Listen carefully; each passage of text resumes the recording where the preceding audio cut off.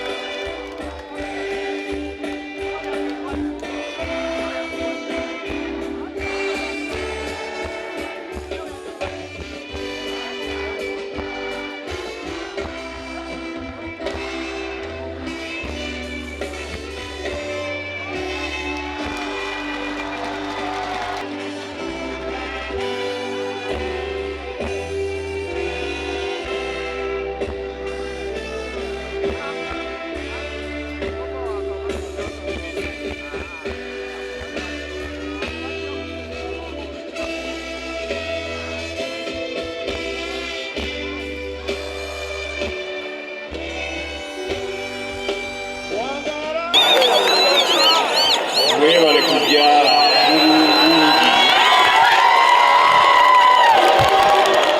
tusanyusenye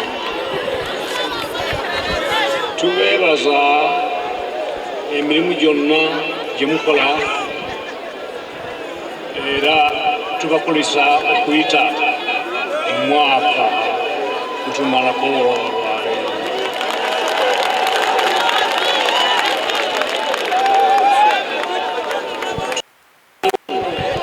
Okwebaza essaala zammwe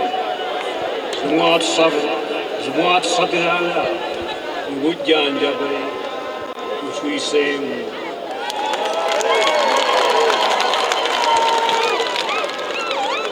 Tubaagaliza omwaka omujja gw'emirembe n'obuwanguzi.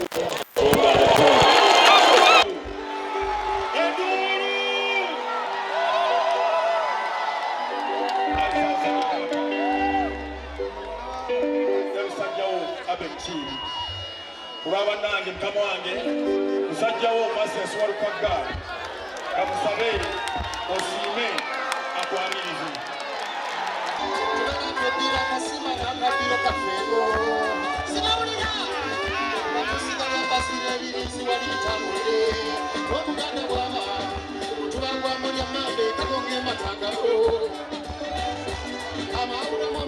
Ssaabasajja olwaleero omukubiriza w'olukiiko lwa Buganda Oweekitiibwa Patrick Lwaga Mugumbule waali ne baminisita bo bonna we bali waggulu awo mukube engalo ezibaaniriza. Tulinawo akulira oludda oluwabula gavumenti Honorable Joe Ssenyonyi,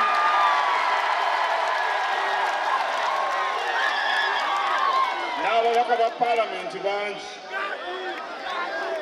Tulina omukubiriza w'olukiiko lw'abataka Mutaka Namwama n'ab'obusolya bangi era mubakubire mu ngalo. Abaami ab'amasaza n'abakungu bo bangi mukama wange. Abaddukanya radio CBS eteekateeka enkuuka nabo we bali era baabalabye dda,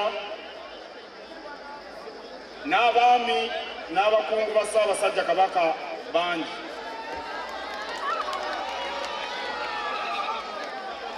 Ssaabasajja Kabaka, essuubi ly'abantu mu Buganda liri mu Namulondo. Era abantu bwe bakulabako emitima gibadda mu nte.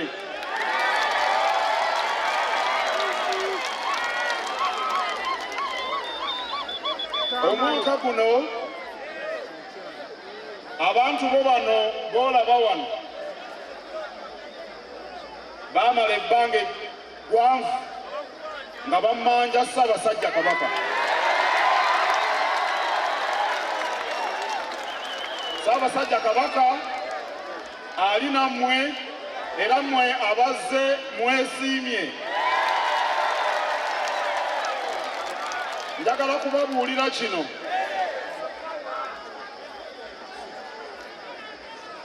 Teri muntu ayinza kukwagala kusinga kitaawo.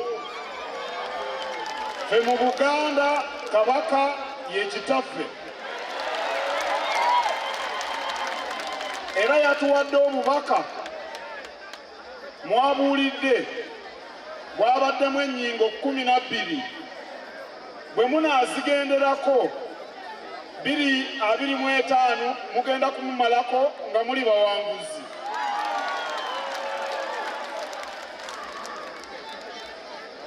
Ekimu ku nteekateeka ze tubadde nazo wano omukama wange y'entanda ya Buganda. Era abantu bo abawera ndowooza 30 babadde mu kuvuganya wano n'ebweru emitala w'amayanja. Omuzira mu bazira owa wano 2024 ye John Kizito Lukoma.